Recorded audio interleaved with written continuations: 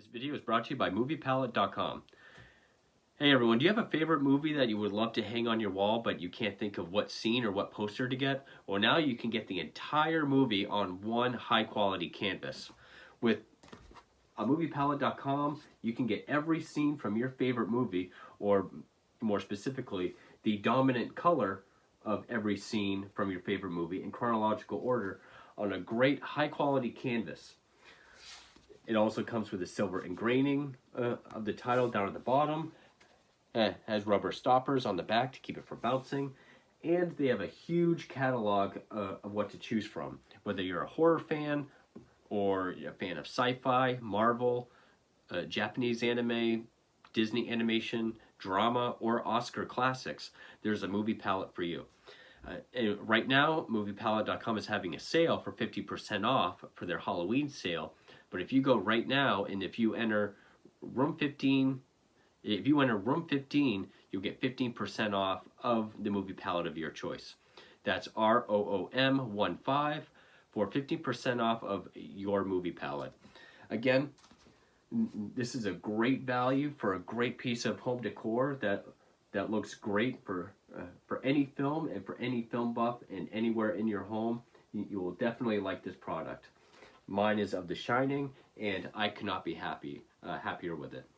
So definitely go to MoviePalette.com and enter ROOM15 for 15% off of your palette.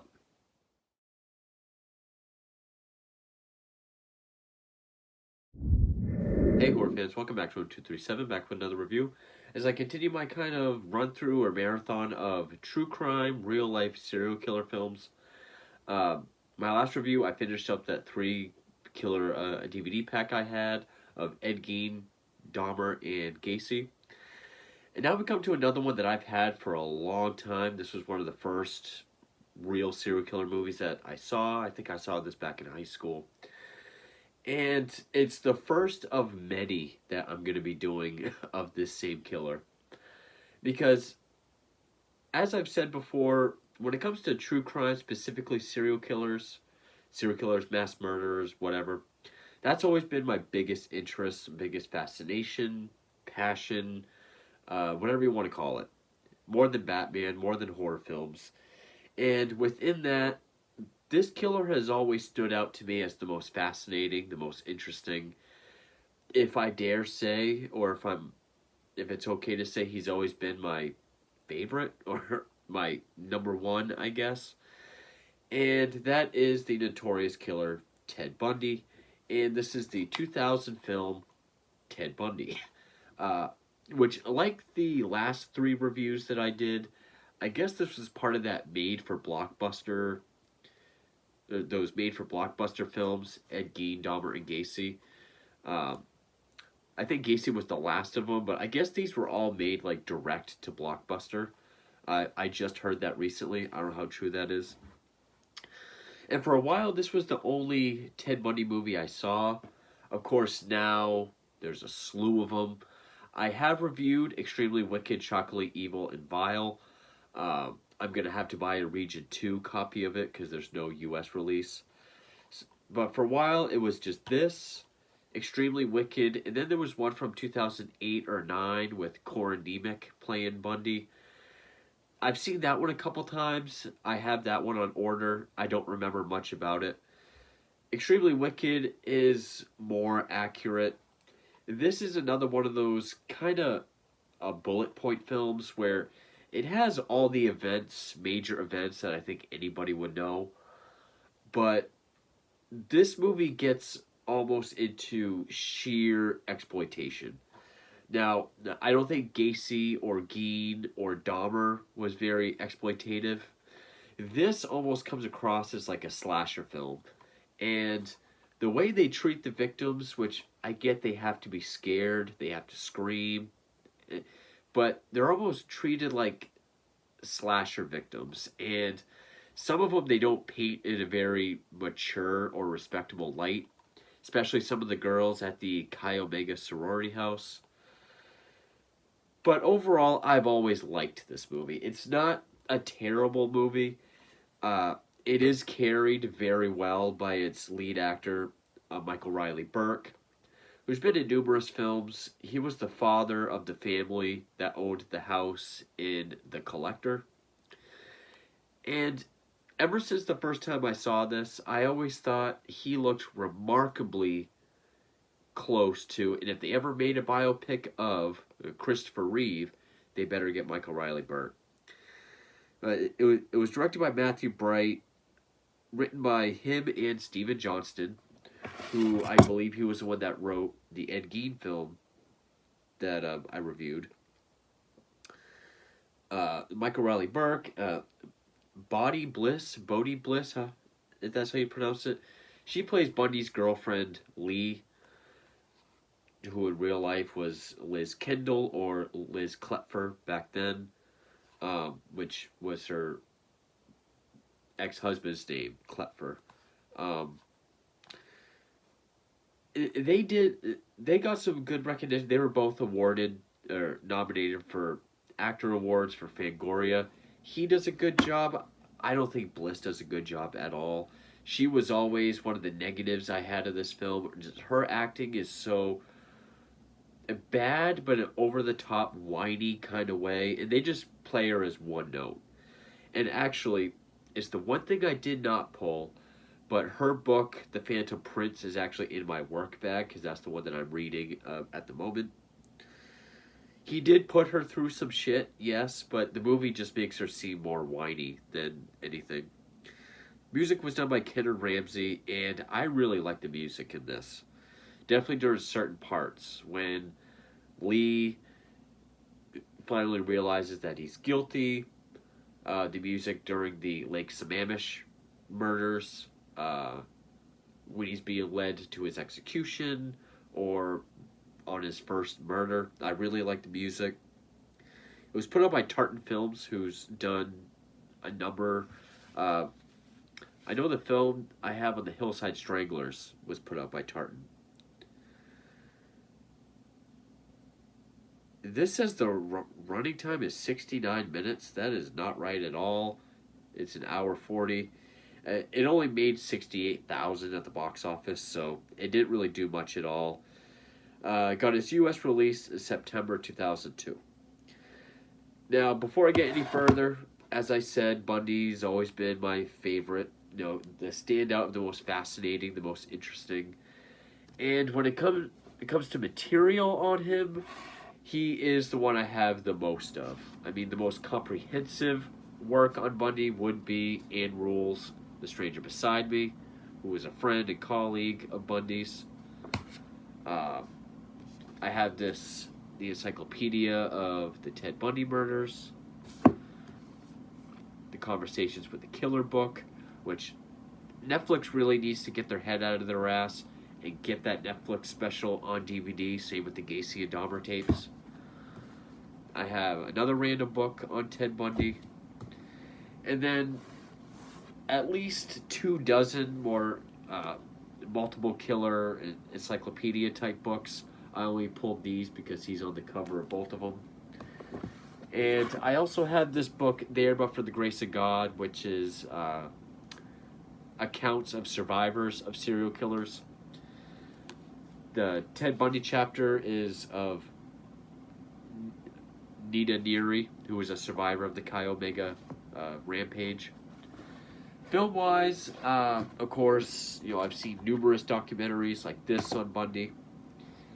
The first and probably the best, or from what I've heard, I haven't seen it yet, the TV movie The Deliberate Stranger with Mark Harmon. I will be checking it. It's about 3 hours long. I've heard that this is the best.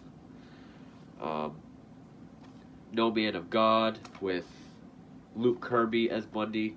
This is more just about his final confessions to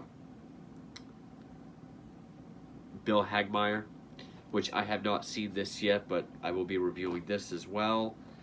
And then The Riverman, which is about Bundy trying to help out, trying to catch the Green River Killer.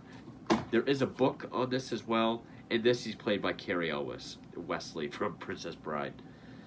So I will be checking these out. I do have the Ted Bundy story, aka Stranger Beside Me, behind me, on order. I'll be picking that up tomorrow. I did just order the one with Cora Nemec, so I'll have a bunch to get to. Um, so yeah, there is a lot of stuff on Bundy out there, and it just keeps coming.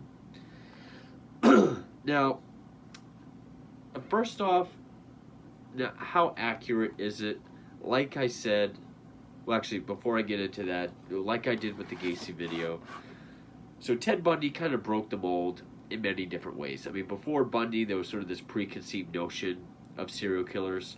In fact, supposedly, serial killer was first used to describe Bundy in a 1981 book. I can't remember who the profiler was. You know, people thought, you know, you could spot a serial killer a mile away. They looked and acted a certain weird way. They always stayed in one jurisdictional area. Even if it wasn't their hometown, it was the same sort of hunting ground somewhere else. Bundy was known to be handsome and normal looking. He was highly intelligent. He wasn't the Hannibal Lecter that everyone thinks he is, but he was bright, but he was really good at presenting himself as more intelligent than he really was. You know, he killed across multiple states: Washington, Utah, Idaho, Colorado, Florida. I think there was at least 7 states that he killed in. But you know, 20 confirmed victims. He confessed to 30 shortly before his execution on January 24th, 1989. They suspect him of at least 36 plus. Some sources say he may have killed upwards around 100. No real way of knowing for sure. His killing spree was from, I think it was June of 1974 until 1978. At the very least, 74 to 78. He said he tried kidnapping for the first time in 1969 and killed in 1971. That's never been confirmed nor debunked. So we always look at 1974 with his first victim, Linda Ann Healy, to 1978's final victim, Kimberly Leach, as his killing spree. And you know, most of them were co-eds. I think 3 were underage. There was at least one 15-year-old. I think there was 2 12-year-olds, one of which was Kimberly Leach, his final victim. Escaped from prison twice, or custody twice. He escaped from the courthouse the first time, where he was free for 6 days. And then the second time he shimmied through the air duct into the officers' quarters, put on, you know, civilian clothes, walked out the front door, and he was free for around 2 months, where he made it from Colorado to Florida, where he did the Chi Omega murders, and then Kimberly Leach, arrested, given another death sentence, and he was executed via electric chair, January 24th, 1989.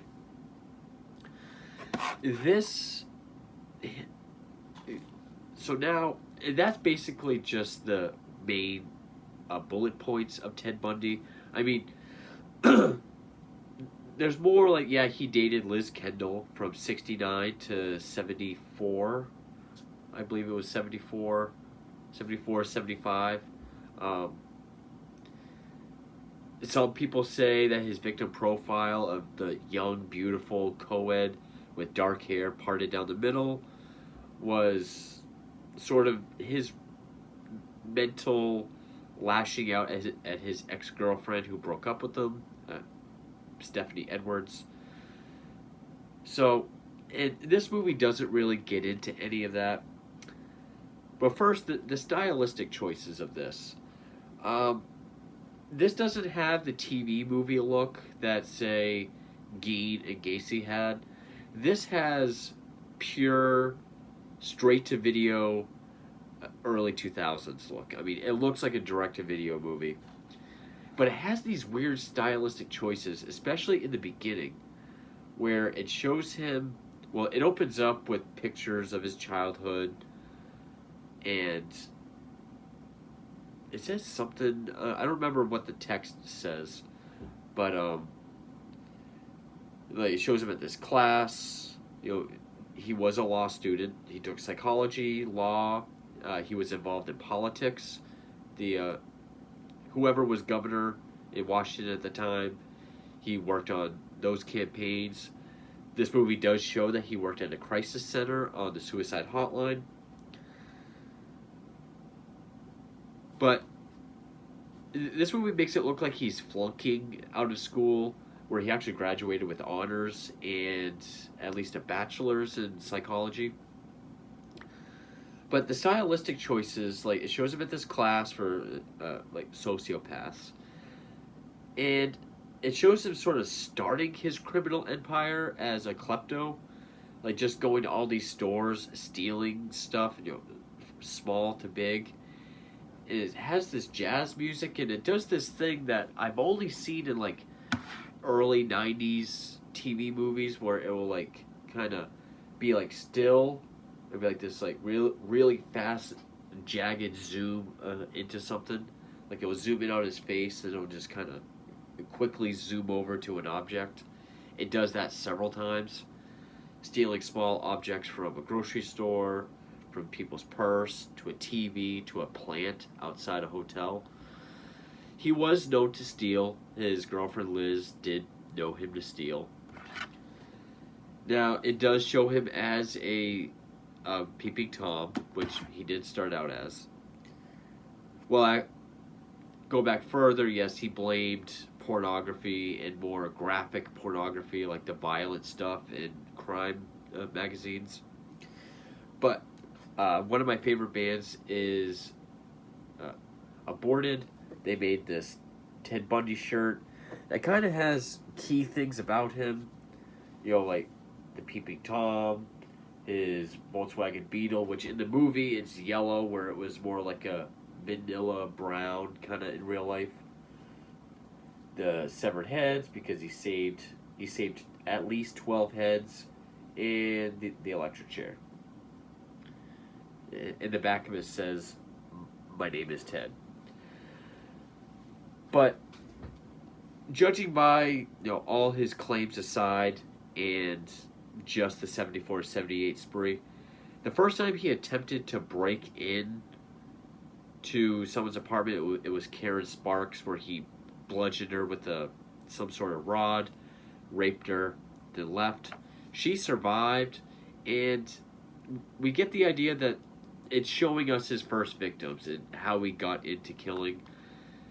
This doesn't go that route. It seems like she died. There's no mention of her surviving or anything. But it shows him killing a few and then going over to Lee's house, which again, real name was Liz.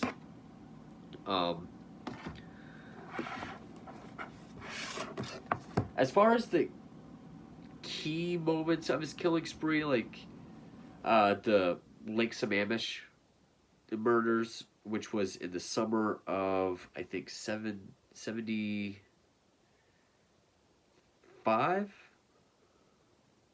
where he was, this big beach. It was a lake, but a swimming place, highly crowded.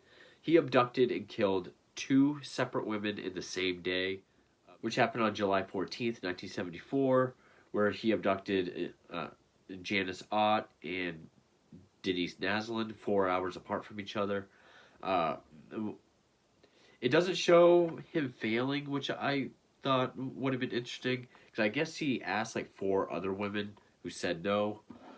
Because this movie does show his cast routine, where he would wear a fake cast, ask for help, get something from his car, in this case, help at the sailboat, and they would feel sympathy and they'd help him.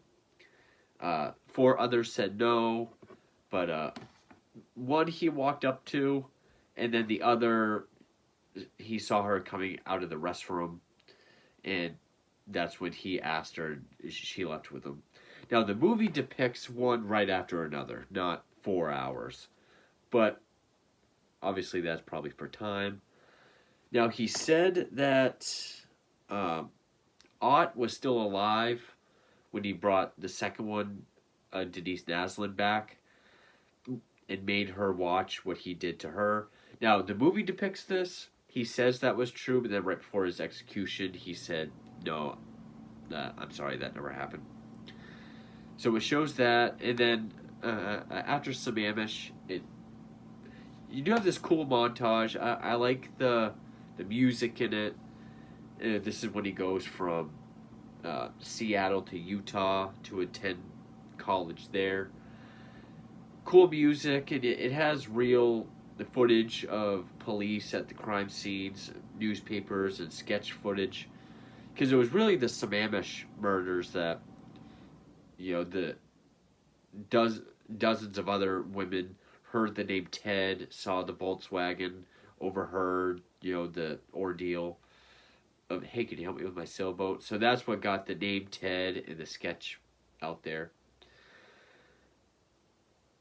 And so then, what really gets him is he tried to abduct this woman named Carol DeRanche from a mall in Utah, but she was able to get away.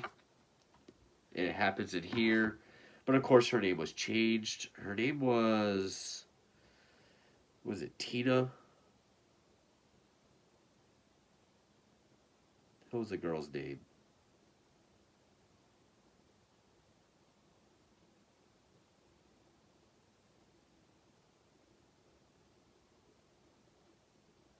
Yeah.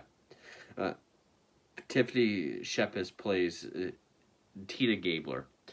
Tina Gabler is the movie version of Carol DeRanche, where she was able to inform police. He was then arrested.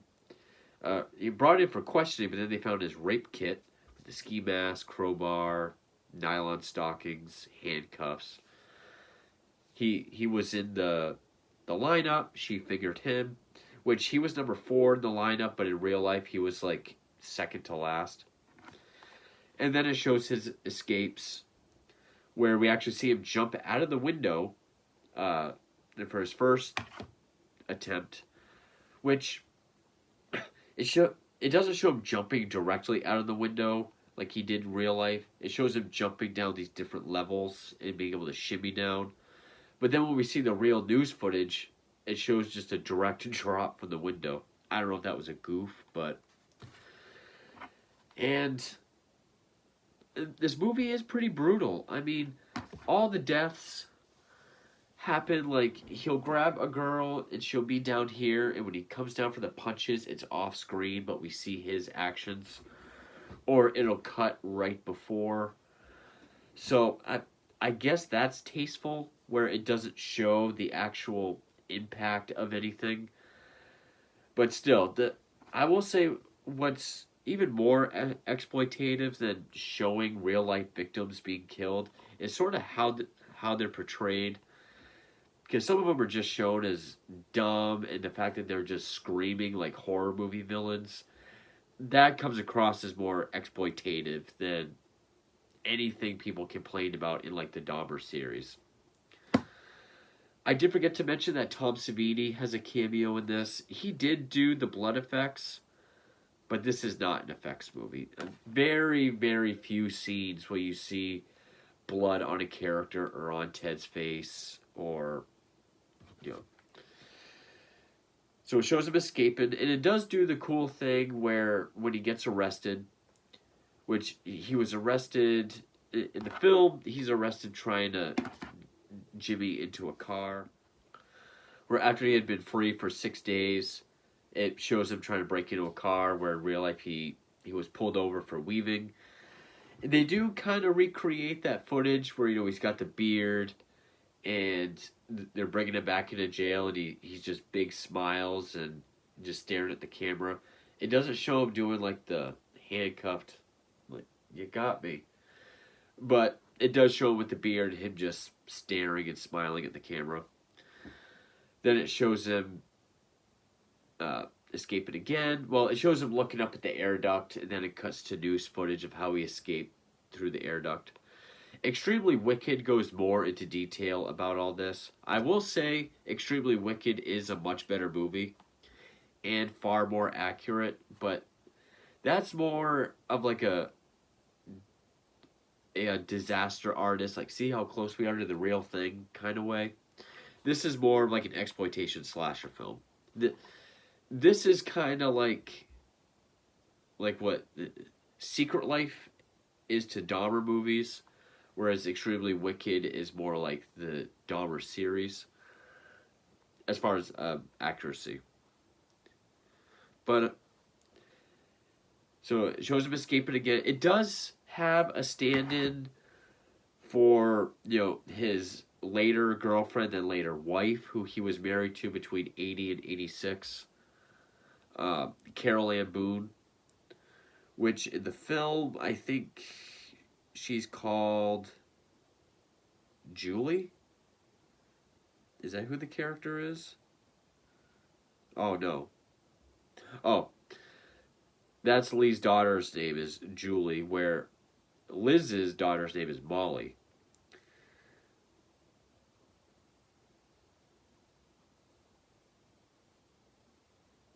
Okay, apparently there was an Ann Rule character in here, which, oh, does it even say?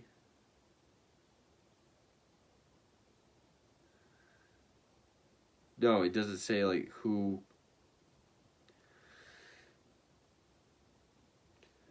I don't know who this woman's supposed to be. Maybe it's a composite character. I don't think he ever had relations with Ann Rule, but the one that he's having sex with in the conjugal visit, I think that's supposed to be Ann Rule. I mean, Carol Ann Boone. But the character's name is neither Carol nor Ann, so. But, it does show he did have a relationship with someone after Lee, Liz Lee, while he was in jail. It doesn't show any of his trials or anything. We do get glimpses of after he was, after he was arrested, after his second escape. We do see some of his final trial when he's sentenced to death, where Bundy's standing receiving his sentence, but he's back too. It does use a number of scenes of real life television stuff, especially at the end with the whole Burn Bundy Burn crowd outside the prison on the morning of the execution. But so it does show him, or stating that he made it through the air duct. It doesn't show it. And then how he makes it all the way to Florida, where he goes by the name Chris Hagen, which he did in real life. He rents a room from this guy played by, why do I always forget his name? Tracy Walter. Bob DeGood and Batman. He been in a ton of movies. Silence of the Lambs. Spin on Your Grave remake. And then it shows, Chi Omega murders, where on January 15th, 1978, he broke into the Chi Omega sorority house, completely bludgeoned two sorority sisters to death, and bludgeoned two to death and beat two others nearly to death. And it does show some key things. It does show him biting into the butt cheek of one, which those bite marks was one of the strongest pieces of evidence later on when he'd be on trial for these murders. It does show him getting the piece of firewood that he used to knock all of them unconscious. But two of these sorority girls, they really make them look like dumb young girls, like jumping up on the bed, having pillow fights. So I'm like, are they really doing that? Like, just because it's a sorority house? It doesn't show him going a few blocks away to another basement apartment where he bludgeoned this other girl. So it just shows Chi Omega. And then it shows him abducting Kimberly Leach, which I think in the film she goes by...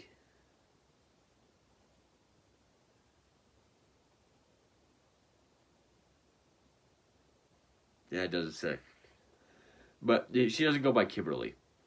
And this scene can be kind of hard because the camera pans through this field where we see shoes and clothes, and we hear him screaming and moaning his sex noises, and we know that this is a 12-year-old girl.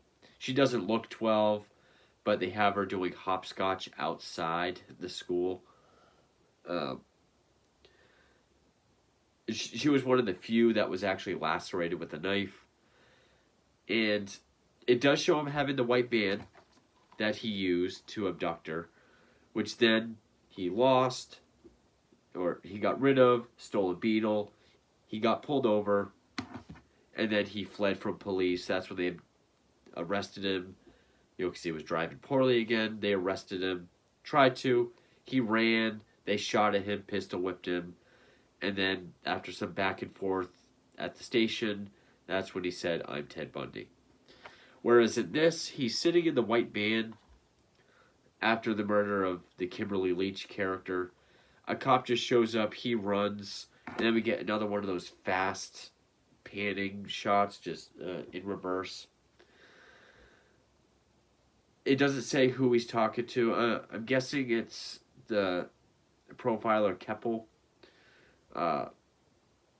Who he confessed to. And then it just shows him getting ready for the execution. It shows all the people outside, burn, Bundy, burn. It shows them shaving his head. I'm guessing this was just like for the satisfaction of the audience or to make him more humiliated.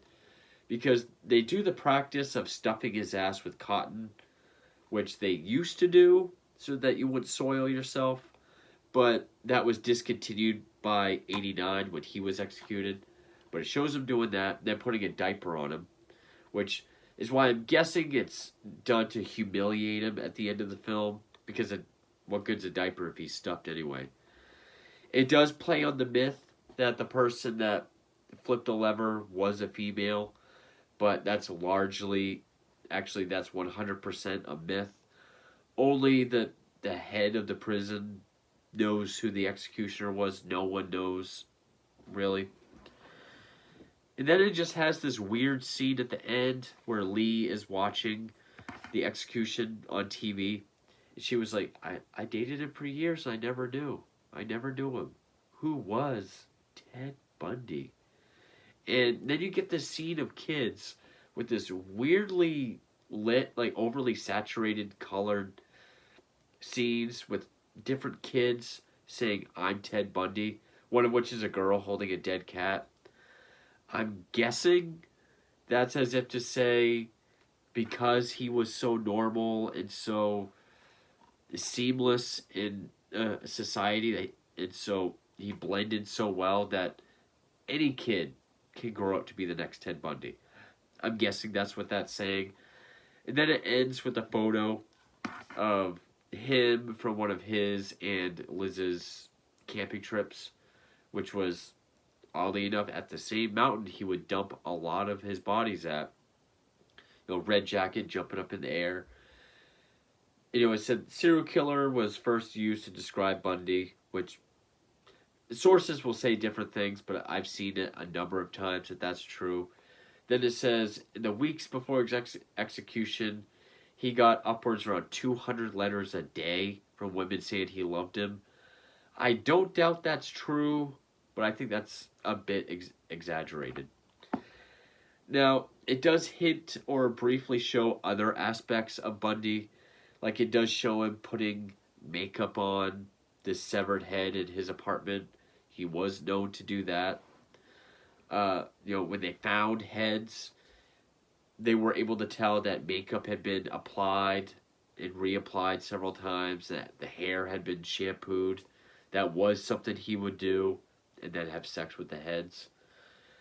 Yeah, he was known to take at least 12 heads. So it shows him doing that to one. During the montage, it does show him going back to the woods to have some necrophilic activities. But it does kind of show Bundy in like a one-note kind of performance. I mean, Burke does do a good job but he's really just, I mean, he's either just normal Ted or when he's yelling and screaming in rage. It doesn't really show him having to turn the charm on, or, maybe when Tom Savini, as the interrogator, is interviewing him, it shows him kind of nervous. Which all the names Tom Savini lists off are either mixtures of names or completely made up but similar. Like there is one character, or one name he says with the last name Ball. That was really the only one I caught that is a real name of one of his victims. So a lot of smaller details it has. It does have key things like his 2 escapes, Lake Sammamish, the woman at the ski resort. It does show the woman at the ski resort, right in the hallway where he abducted her. It shows that very briefly. So like the 3 I did before, I mean, it's nothing too deep or something that you wouldn't find in even the most basic Ted Bundy book. Not so much a bullet point film as, say, Gein or Dahmer, where there's all these flashbacks to be oh, this is a key moment of his life as well. There's no years down. I think there's only like twice. It's like Seattle 74, then Salt Lake City 75. That's it. It doesn't get too specific. It's not that it's horribly inaccurate. Like anything, slight deviations. But it does have this very low budget look and feel to it. The thing that makes it work would be Burke's performance. Even if it is seemingly one note, it is enough to carry the film. He is charismatic enough for you to want to see more. And I've always liked it. I mean, is it as good as Extremely Wicked? No. But Extremely Wicked is more about the trials, the escapes, and what the public was privy to. This is trying to show the crimes. It doesn't shy away from anything. I mean, other ones try to show as little as possible. This might as well be a slasher film with how much it shows. I mean, if people want to complain that Gacy and Dahmer don't really show anything, this shows a bunch. And again, even if it doesn't show the fist actually connecting, what we do see is still visceral enough, and there's plenty of it. And again, it's not wildly inaccurate like any other film. Like the things that happen in the film happened in real life. They might just be altered in some way for whatever reason, either out of respect, time, or because it suits the story more, which you're gonna get that everywhere.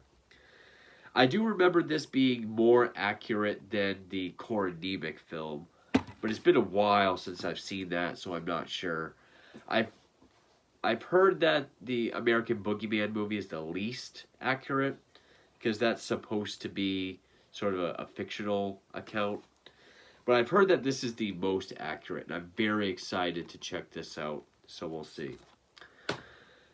But yeah, I mean, I like with Dahmer, like with Gacy, I would call this a beginner's film. It might have harsher content than some of the other ones, but this has all the, well, not all, but it has all basic Bundy information. And anything that if you look it up, you'll see that, oh yeah, that did happen, but it was more like this. Again, the Lake Sammamish, his escapes, his execution. In fact, he had a girlfriend the whole time. The places where it all occurred. So yeah, I've always liked it.